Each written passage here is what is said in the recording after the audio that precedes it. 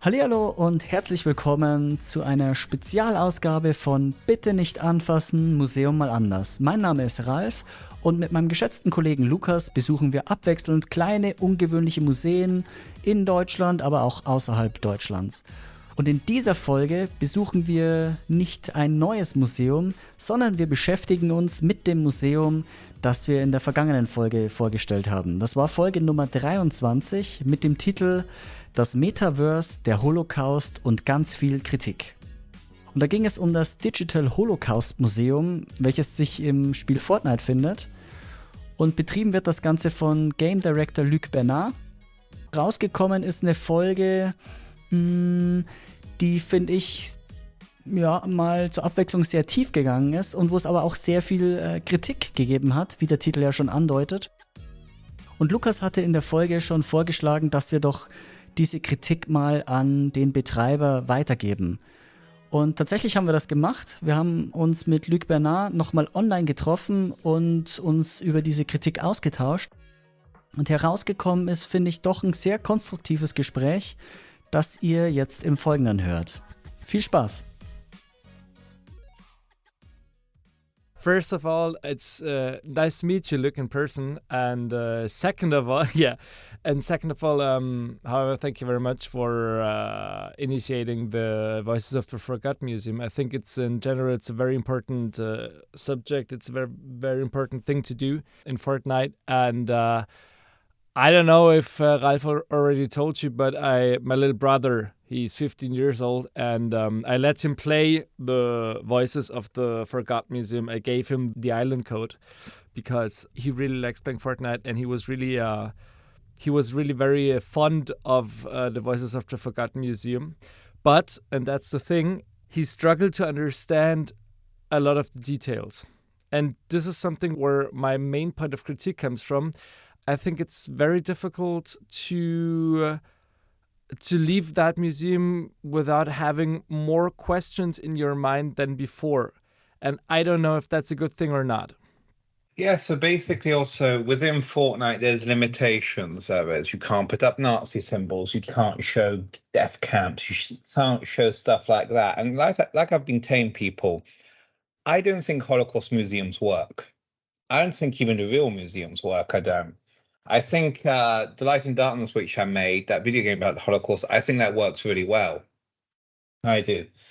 So with kind of Voices of the Forgotten Museum, why I made it is because, listen, everyone keeps on complaining about being like, in America, right? Because this is where I live now. It's always like, no one goes to Holocaust museums. Holocaust education is bad. No one's aware of things. So I was like, okay, all you guys are complaining all the time. I'm going to make something. Mm-hmm. I mean, now, funny enough, it's actually up for an award. It is in the UK, and I'm kind of like, that's cool. But, I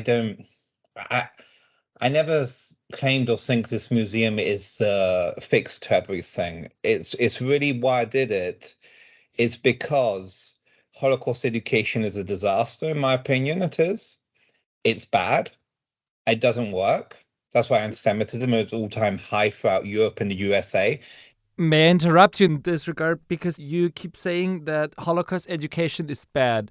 Can you point out what you mean by that exactly? Because when you use the Voices of the Forgotten in the museum, one point which I struggle to accept is that you don't have multi-perspectivity on that subject. You just have the basic stories about several individuals, but there's a lack of context. You just tell the stories of the individuals from the information that you've been recollecting beforehand.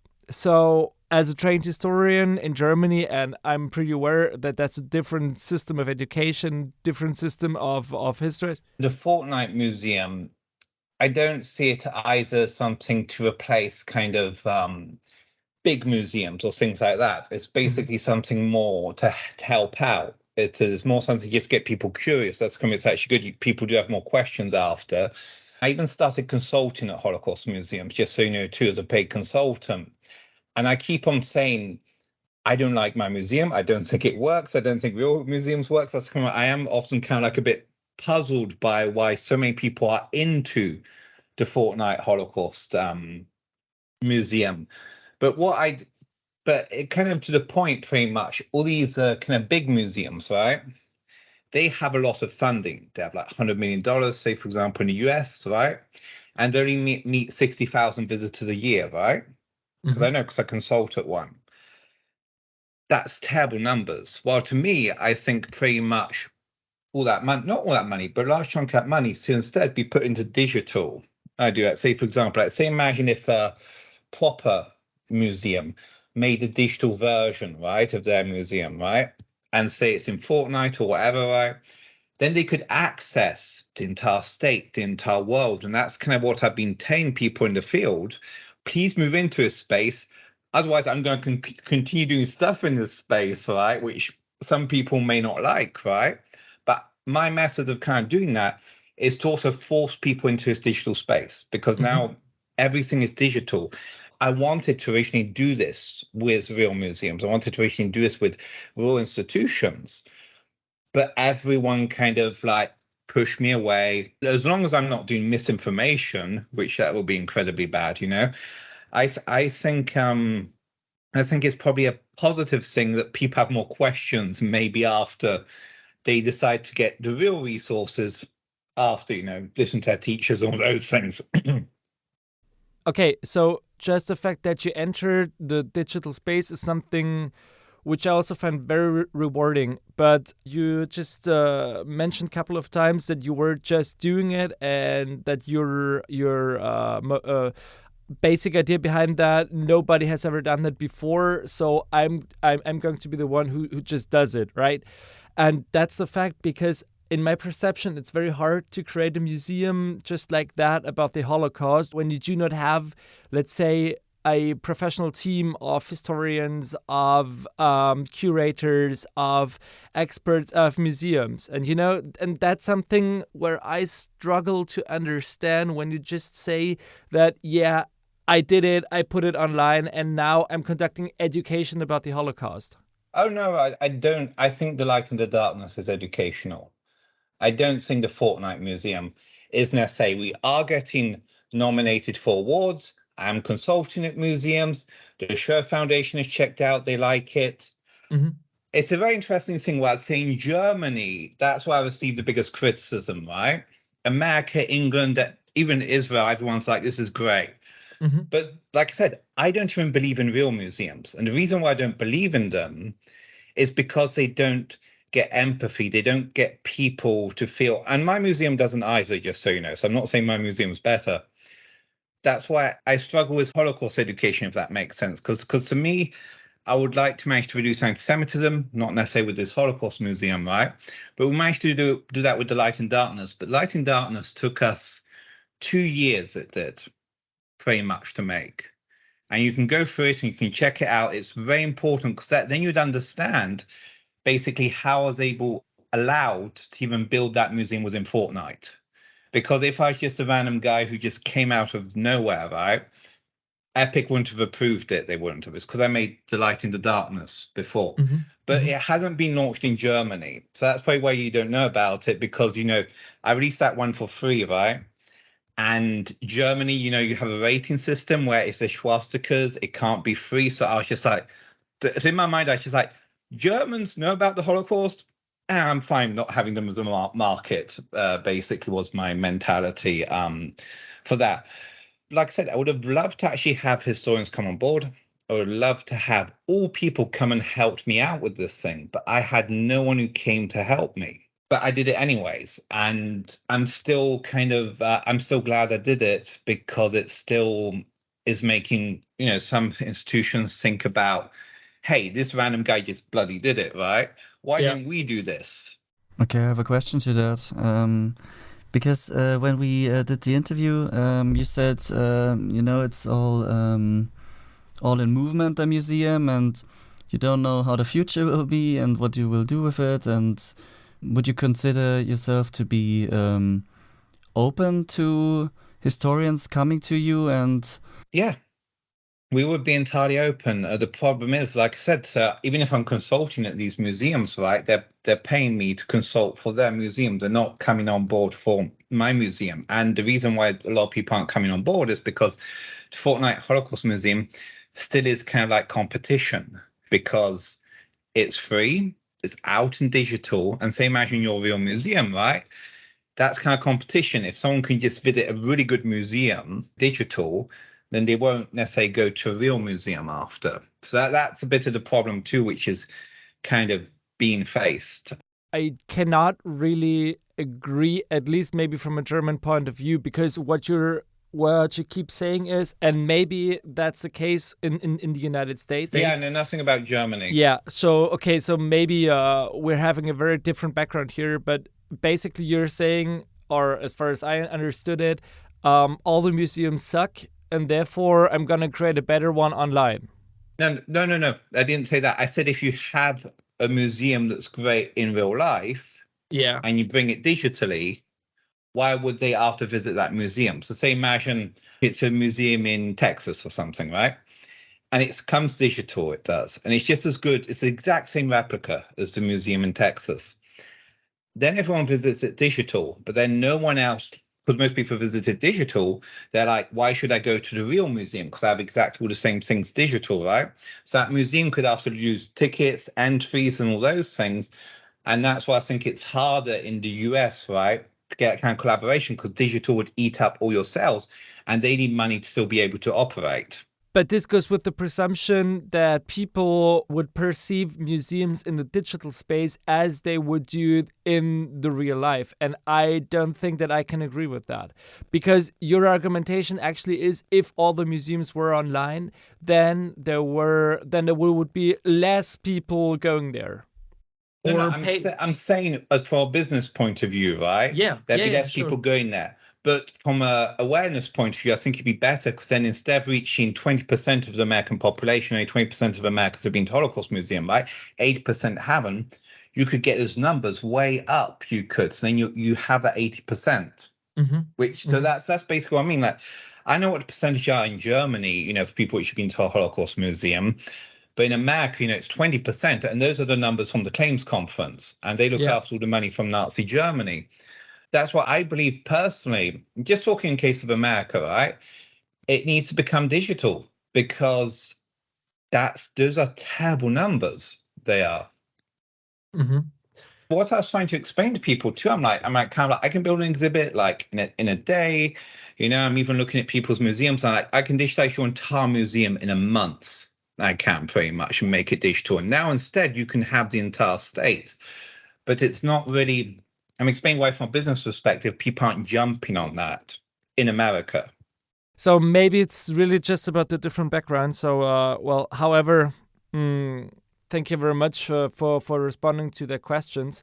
I keep struggling. In Germany we have some principles which have to be used in order to make a museum, such as multi-perspectivity and such as the ban on overpowering. The ban of overpowering means that whenever you enter a museum, you should not be overpowered by either emotions, by taking a side, by political background, by whatever. It just means that in an ideal world, you would just enter the museum and you would just be confronted with the content of the museum. And when the museum is curated in a good manner, in a political, historical way, then you would be educated without being indoctrinated by something, And this has been a huge decision in Germany, which began it's the end of a process which began in the 1970s as a result of the 68 movement.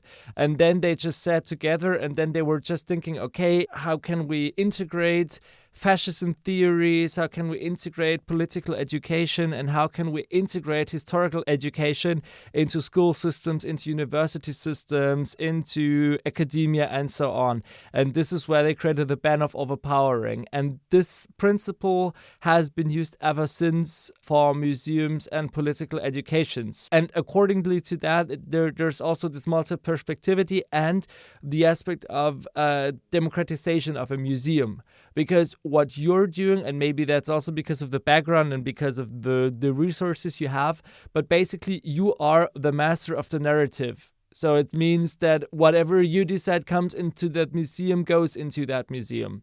And this is also something where I do struggle, because I've been seeing your qualities as a game designer. I've been seeing your qualities as also like an entrepreneur and innovator in order to create that museum. I've been seeing that, and props for that. But even if your other project might been curated in a more profound way, you cannot expect the visitors of the Fortnite Museum to know that. Listen, if, say, for example, there's a German museum that reaches out to me and they're like, hey, you have this big project, we don't like how some things are, we feel like we can bring a good museum, right, to you, I'd be like, yeah, let's do it. Even from the German government, I hear a lot of criticism, right? And I'm kind of like, okay, stop criticizing me, maybe come in and help it, kind of thing. Like, I've had the German government, some people criticize, I'm like, well, come and help it, pretty much, because I self-funded all my projects. I just want help. If someone comes in and they like want to help out, I would love it. But in the meantime, if no one wants to help out, I'm going to continue doing these things. I am, because it's free country. It is. So if that changes, I think we could have something that's really great, because then it could be digital with all the knowledge. Which were the arguments? Why wouldn't they like you to create a museum for them? With the German government, listen, we've actually been talking. We've even been talking, what's his name? Felix Klein. We've been talking to him. We've been talking to the German government, literally, but it takes so long. It does. And nothing's kind of moving much. What I would hope happen is basically, say, a real museum, right? Either is like, oh shit, maybe we should have him put all our stuff digitally, right? Which I'll be like, yes. Cool, let's do it. Or if they either enter the digital world. That's the thing. I can view things more worldwide. And that's why I think it could be very interesting. Again, like, say, imagine a museum in Germany. They just translate it to English, Arabic, releases on the internet, and everyone can kind of access it. But you have to go on the right platforms, right? Like, if you just release a website, not many people will view it. But if you put it inside a gaming world, everyone will go and view it. And that's why I think there's lots of cool possibilities, and I just want everyone to kind of join in. I think the problem Lukas has, to come back to that, is that even if you bring in historians to come to help you, how would they be integrated? And would you still be the one decide, okay, take this part of your help and this part not, So finally, you will be the one in charge and responsible for the narrative, right? That's actually a good question, because I actually don't know how I would react. I think, honestly, if there's historians, right, like, say, for example, I'll tell you guys about one issue I have with American Holocaust museums, right, is they don't address the Holocaust in North Africa. So say what happened in the colonies, like Tunisia or those parts, right? They don't address what happened to Sephardic Jews. I even had some German journalists who knew nothing about Sephardic Jews, and they told me they found out via the Fortnite Museum, where I was like, this is really bad. You shouldn't be finding that out via Fortnite Museum. I'm talking from the experience of museums in America, right? Museums I know I've been to. So I'm always open to having more and more things, but I even just noticed how the Holocaust in North Africa is always ignored as pretty much. But that's, again, I think those are the committees that all decided all the things, right? And I think in the US, it's donor-based, it is. It's not like Germany, where it's more democratic, it seems like. And I've never been to Holocaust Museum in Germany, so I don't know if... Now, I assume Holocaust museums in Germany talk about North Africa, right? Well, I think it depends on the museum, and I think it depends on the location, and I think it depends on the general subject of the museum, because I believe that when you are visiting a concentration camp memorial site, maybe there will be also sections. Yeah, I mean, but we do have, for example, documentation centers of National Socialism. So I think the most recent one is the one in Munich, which has opened, I think, in 2016 or 17, something about that. So it's a very new museum.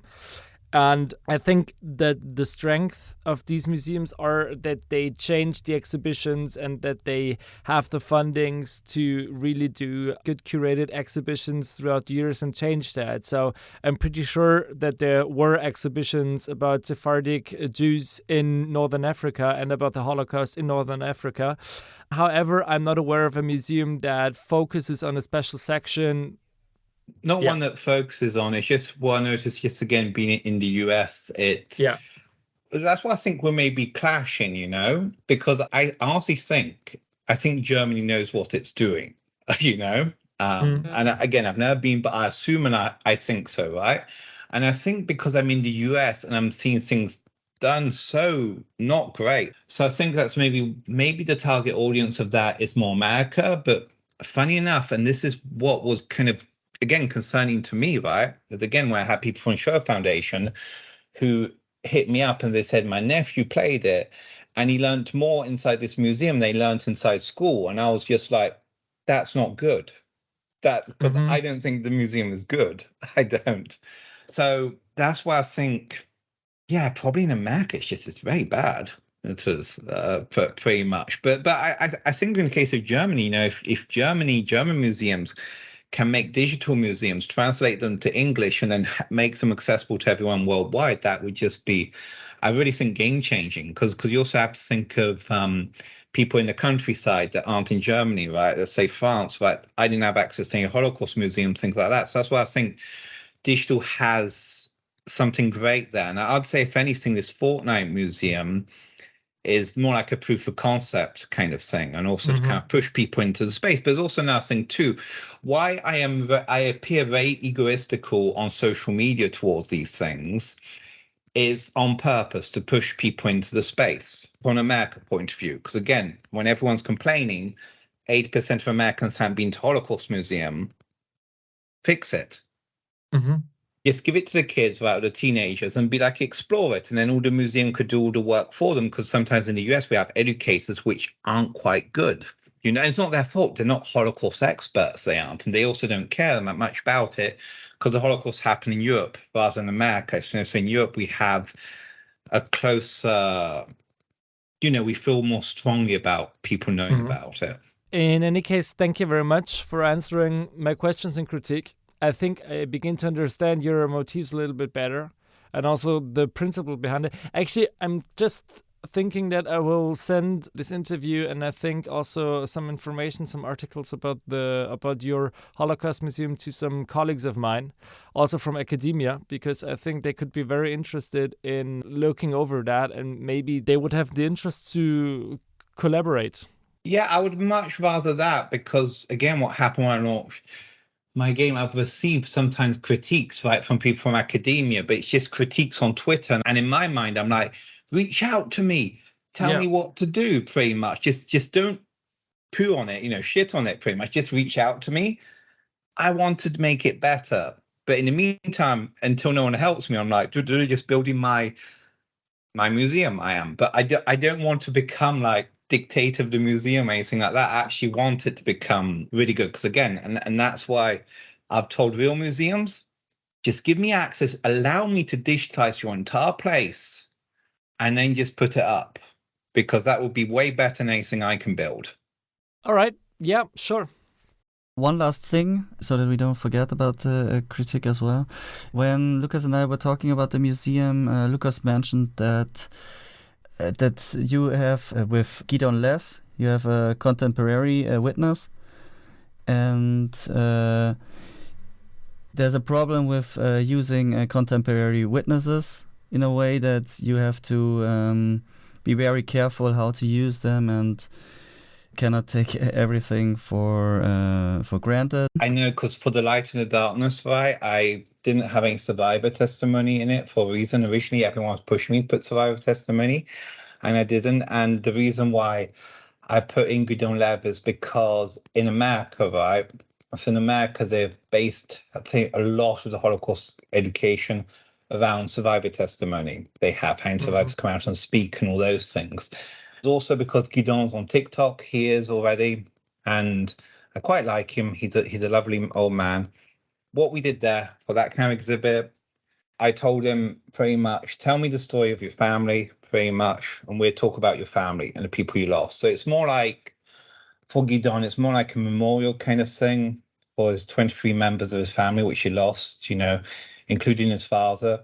And so that's why I'd see that more as a memorial kind of thing. And that thing was more, from my point of view, was more to get people to care, to be like, he lost his family, rather than be like, hey, we're educated. Because even if you look at the exhibit, it's just talking from their personal point of view. It's not being like historical fact, all those things. It isn't.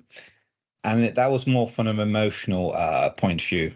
My problem with that was, just to add something about that, is that you do not have contextualization, because if you look at statistics and if you look at research which is being conducted about testimonials, there's like the saying that the survivors are the arch enemies of historians because of their history and because of their personal inclinations. They are automatically being believed and they are automatically trusted way more than academia and research is.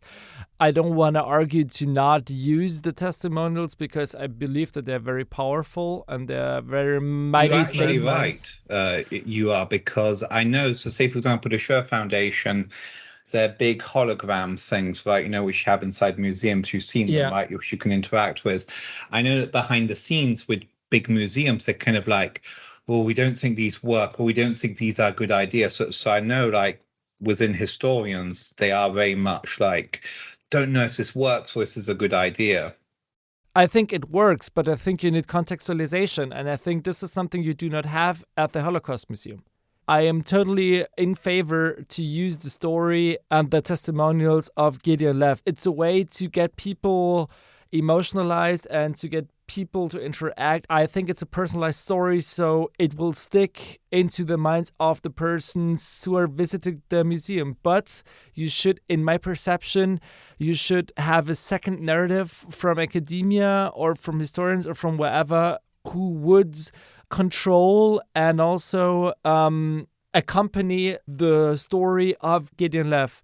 Like, for example, when he has his testimonials, then you wouldn't just use his testimonials, but you would also have like a second display or a second poster or something about that, where you would counter check, fact check. For example, when they say we were separated from our family at gate A, you need additional information to feed the information and to make the information Gideon Lev is sharing more credible.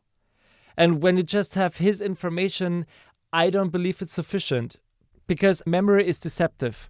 The more you narrate a story, the more diluted it gets. I wrote a master's thesis about podcast production for memorial sites. I invested some time on writing that thesis, and maybe that's also the reason why I'm so critical about that, because I think you're right, actually. I absolutely do. And I think, based on what you've told me, I think that now I actually want to provide more context for Guidon's room. I do, because what you told me is kind of, you kind of do believe the same things as me, in a way, like how I think a lot of American Holocaust education is broken. I think that providing testimony holograms, I'm kind of like, costs too much. I don't know. I think this is a bit weird, And so we do actually have, I think, both the same kind of beliefs, pretty much. I'm just different, where I'm like, I just bulldoze things I do to force people to get into it. But I think I absolutely do agree, because again, when I was working on Light and Darkness, right, why I refused, because everyone was pushing me to put Holocaust survivor testimony between the scenes, right? Why I've also been against Holocaust survivor testimony, or that being the main focus in America, right, for schools, is because most people died in the Holocaust. And I think what it does towards young people, it presents them where they think more people survived, just unconsciously. Even if you tell them more people this and that, it's just how people's brains work. Because I'm a video game director first and foremost. I tell stories, so I know how stories work in people's brains and all things like that. So that's what I've been kind of very much against Holocaust survivor testimony as the main thing, and it should be more historian things. But it's interesting what I kind of I guess, clash a bit with historians, right? Well, not clash, but because I come in from a storyteller point of view, where I'm like, a story needs to be told about the individuals. One thing that bothered me inside Holocaust museums in America is that everyone's been reduced to a number. So I was like, I want to know who these people are. I want to know this. And that's why I think with the Fortnite Museum, I just picked out a few I did. I'm still picking out more and just telling a small story, It's super small, it is. But so I came more from that perspective of being like, I wanted to humanize more the victims pretty much, rather from another kind of point of view. I want people to care. That's really where I'm coming from. And it comes from being Jewish. It comes from seeing the rise of anti-Semitism. It comes from all those things, right? I just want people to care. And what I think both should kind of merge more, they should. What I think the storytellers need to have the historians kind of help them more to be like, okay, get this right, or you did this wrong, or I don't think you put enough context here, all those things in order to create something which I think can touch people emotionally. Then from my side, thank you very much. Thank you. And again, you're giving me a lot to think about. Like now I'm going to be like, I think I need to add things to the Guido exhibit, which in all cases will make it a better exhibit. For everyone it will. So if anything, it's a good thing. It is to receive criticism. It is. Okay then. So thank you very much for your time and for the talk, and all the best for your work, and maybe you will receive some more information and improvements. I don't know. Hopefully it's not on Twitter. No, it won't be on Twitter. I can guarantee you that. Yeah. Okay. Great talking to you guys. Have a good day. Have a good day. Bye. Thank you. Bye bye. Das war unser Gespräch mit Game Director Luc Bernard über das Digital Holocaust Museum, auch genannt Voices of the Forgotten, welches sich im Spiel Fortnite findet. Wenn ihr das jetzt gut fandet und interessant fandet und vielleicht wollt, dass wir öfter mal so Hintergrundgespräche führen und längere Interviews mit BetreiberInnen von Museen, dann lasst es uns doch wissen. Schreibt uns entweder eine Mail oder schreibt uns über Instagram. Wir checken die Mails und vielleicht gibt es dann bald eine neue Folge. Ansonsten sehen wir uns schon bald wieder in einem neuen, kleinen, ungewöhnlichen Museum. Bis dann. Ciao. Bitte nicht anfassen. Museum mal anders. Ein Podcast von Escucha.